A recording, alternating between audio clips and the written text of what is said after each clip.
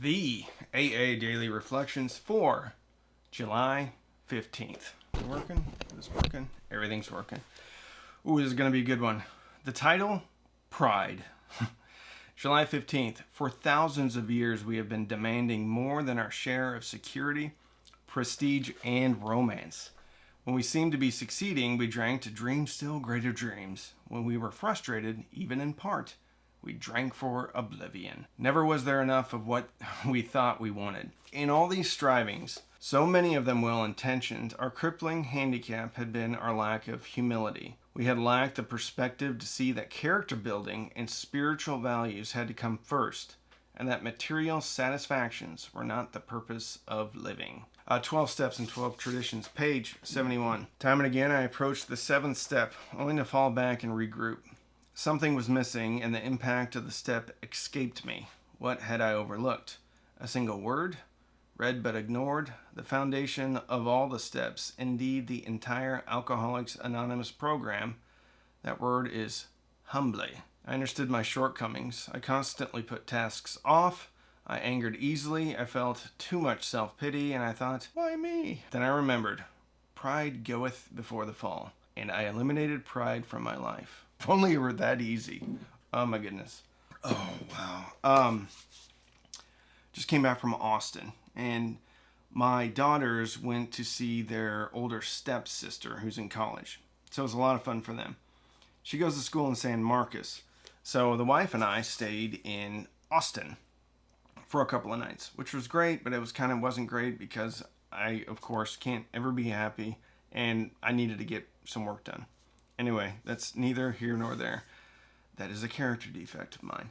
Anyway, the traffic on the way to Austin and San Marcos was terrible. The traffic on the way from San Marcos through Austin was up to all the way to Waco was terrible. And it bothered me and my wife, to be fair. Her more. Just kidding. I'm better than her. I'm kidding.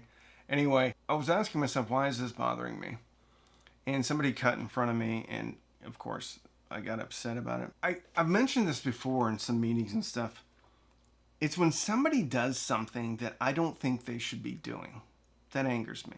I mean, that's a really wide net, but ultimately, that kind of applies to all these situations when I get sideways. Well, if I peel that back, somebody isn't doing something that I think they should be doing.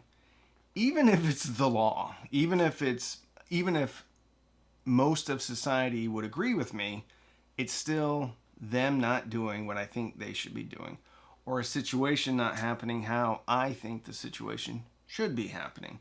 Well, that means I'm better than them. That means my opinion is better than theirs. It means that they should do what I want them to do. It means instead of something happening, it's happening to me.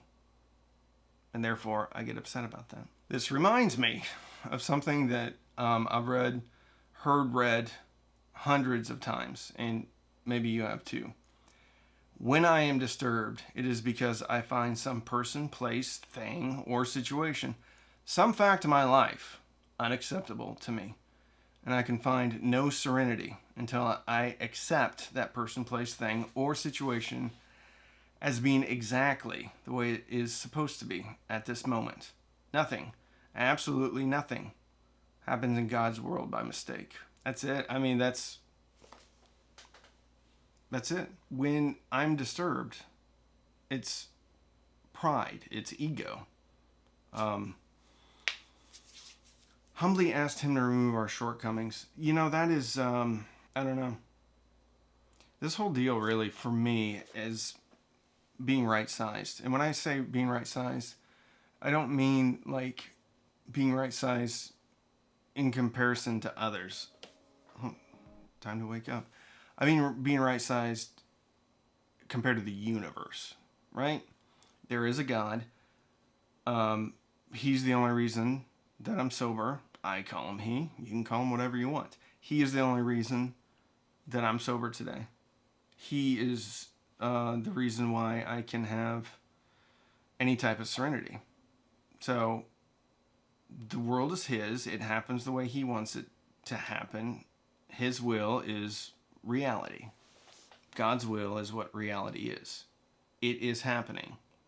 When it happens, that's God's will.